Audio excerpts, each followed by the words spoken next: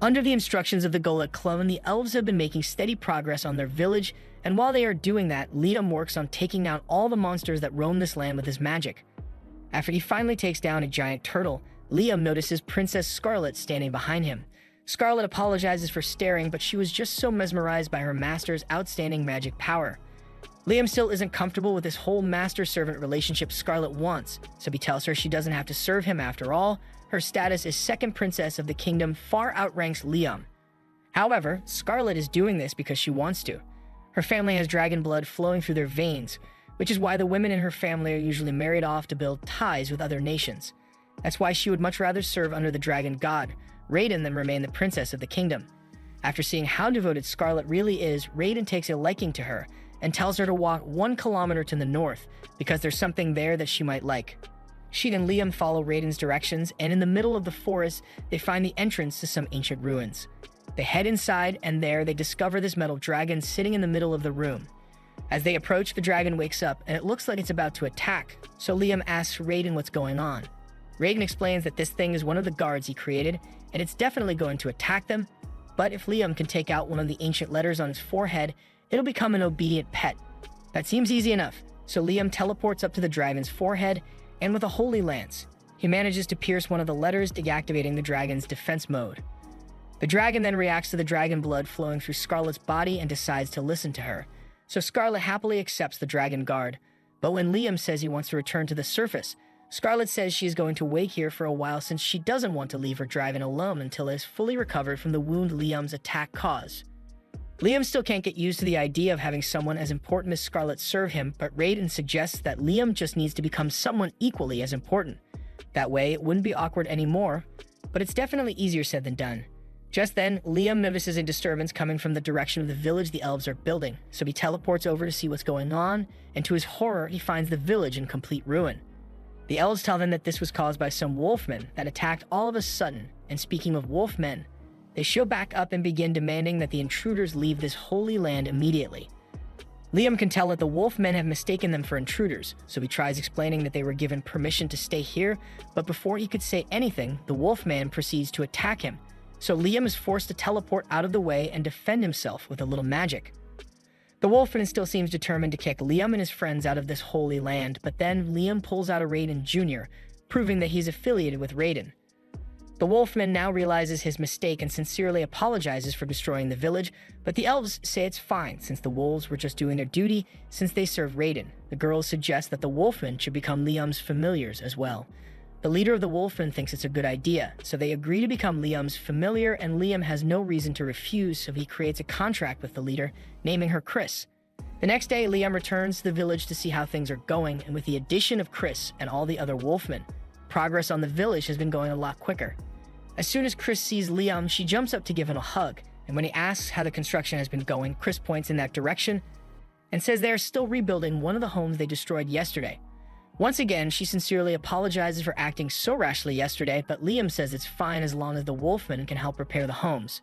Although things would definitely go a lot faster if Liam could just use magic to repair the homes instead, but there's no spell for that in the ring. Raiden tells him he can just create a repair spell for himself if it doesn't already exist.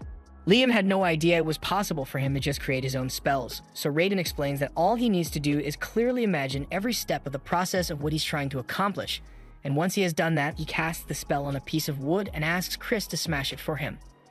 Chris does as instructed, but to her surprise, right after smashing it, the piece of wood repairs itself as good as new. Liam explains that this is the effect of the spell he just came up with, Keep Memory. It allows inanimate objects to maintain a particular state no matter what, so if he uses this on the homes, no matter what happens, the buildings will stay standing. After getting the hang of this spell creation thing, Liam begins experimenting with all kinds of spells and ends up creating explosive magic missiles. He intends to continue inventing more spells, but all of a sudden, he gets called because there's an emergency. Humans have invaded the land and are hunting down some pixies that live here. This is really serious, so Liam rushes out to investigate and discovers the intruders. He stands in their way and warns them to turn back because this is his nation. The men think Liam is just a stupid child, so they ignore him and continue moving, but then Liam fires a warning shot to make it clear that he is not messing around. The men don't take kindly to this, so instead of just turning around and leaving, they decide to attack, and they leave Liam with no choice but to take each and every one of them out. After all the soldiers have been taken care of, Liam returns to the village where Rihanna thanks him for protecting the pixies. These pixies used to live in the forest, but they were attacked by the soldiers who were trying to capture them, so they fled here for safety. Liam tells the pixies they are all welcome to stay here for as long as they want, and he is even willing to form contracts with them. But there are a lot of pixies here, so Liam spends a lot of time naming them, and he's starting to run out of names. The next day, Liam calls a meeting with the girls in his pocket dimension and shows them the helmet to ask if they know anything about it. Scarlet recognizes the crest on the helmet as that of Palta, and like the kingdoms of Jumil and Quistador, Palta is a kingdom that borders the Promised Land. That can only mean that the men who attacked yesterday were likely Palta scouts, and if that serves as any indication, then scouts from Jumil and Quistador will eventually start showing up as well. The three nations were once separated by the valley, but now that Raiden's illusion barrier is no longer in place, they must be trying to claim the land for themselves. Scarlet thinks that the only way to permanently stop anyone from taking over the Promised Lands is for Liam to form a nation here, and Liam agrees, so Scarlet begins listing the things he will need to form a nation. He needs land, people, and power, and Liam clearly already has land. As for people, as Liam's popularity spreads, people will naturally flock to his side, so he doesn't have to worry about that. The only thing left to consider is military power. Liam may be strong on his own, but he needs a defense force that's strong enough to protect the land even while he's not around. With that said, Chris volunteers to protect the Promised Land and swears that she will kill anyone who tries to attack it. Liam doesn't like how violent her statement was, but wolfmen are well suited for combat, so he decides to entrust security to her after all. Scarlet tells Liam that all he needs to do is continue building his village while demonstrating his power by driving off enemy invaders, and sooner or later, the surrounding nations will realize that it would be far more beneficial to form an alliance with him. Everyone agrees on this plan of action, but by the next day, things had progressed far quicker than Liam thought it would. He is met by a man named Leonardo, and he introduces himself as a noble from the Jumil kingdom, sent here by the king of Jumil to meet with Liam. He explains that the kingdom of Jumil does not want to fight with him, so he is here in hopes of forming an alliance with him. And if Liam agrees, the king of Jumil is willing to offer Liam Princess Scarlet's hand in marriage. Liam is a little suspicious since he hasn't done anything to warrant such an offer yet.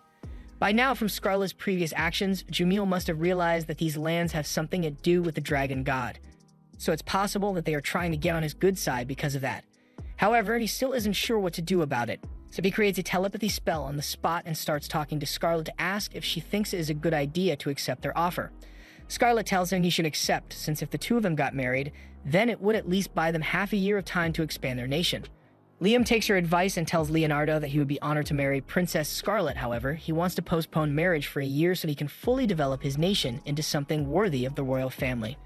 Leonardo says he understands and leaves to relay Liam's statement to the king, and now that that's been taken care of, Liam decides to visit Princess Scarlet's mansion over in the royal capital. But it's a really long journey to get there, so he had Scarlet escort his clone back, and once the clone arrived, it teleported the real Liam here. Now that Liam has been to Scarlet's mansion, he can come back whenever he wants, and since this is his first time in the royal capital, he wishes he could go sightseeing. But since he is now the ruler of another nation, Liam needs to keep a low profile while he's here. Scarlet invites him inside to have some tea, but before Liam gets inside, he feels some of Raiden's energy radiating from this place, so he asks Scarlet if there's anything inside that could possibly be traced back to Raiden. As a matter of fact, there is something that fits that description, so Scarlet leads Liam to her mansion's cathedral, where a statue of Raiden has been preserved. This statue has been passed down through Scarlet's maternal family for generations, but Raiden had no idea this thing was still around since he had forgotten about it millennia ago.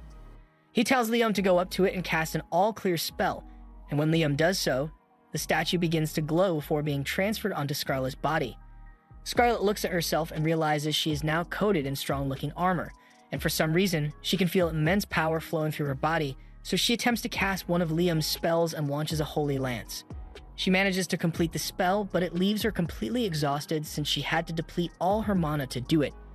Even so, the fact that she actually managed to cast the spell is amazing since she never could have done that before. Raiden explains that the armor Scarlet was just wearing was made to enhance the ability of those who wear it, and additionally grants them the ability to use some of Raiden's holy spells.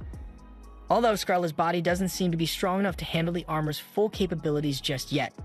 After all, this one is the golden armor, the strongest of all the armor sets that Raiden created. Scarlet could probably handle some of the lower-ranked armors, but they were all lost in battle, so there's no chance of getting one for Scarlet. Liam doesn't think that will be a problem since if Raiden created the armor to begin with, then all Liam needs to do is recreate it so Scarlet's body can handle its power. Raiden finds Liam's enthusiasm amusing, so he agrees to help him recreate the armor and tells him the first thing he will need is some high mithril. Liam asks Scarlet if she will be able to get some high mithril for the armor, and that shouldn't be a problem for her. So Liam gets to work right away. After a bit of hard work, Liam has finally created some armor that's suited to Scarlet, so he gives it to her and lets her try it out. First, she needs to form a contract with it. So Liam tells her to spill some of her blood on the statue, and after Scarlet does so, her body is once again covered in magic armor. Only this time she's able to cast Raiden's spells without collapsing.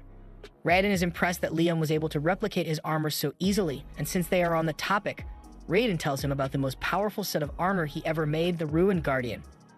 This is the armor set he used during the War of Gods eons ago, and he encourages Liam to try it because he thinks he could handle it. Liam and Scarlet teleport back to the village, and Liam pours a drop of blood on the Guardian Raiden before forming a contract with it.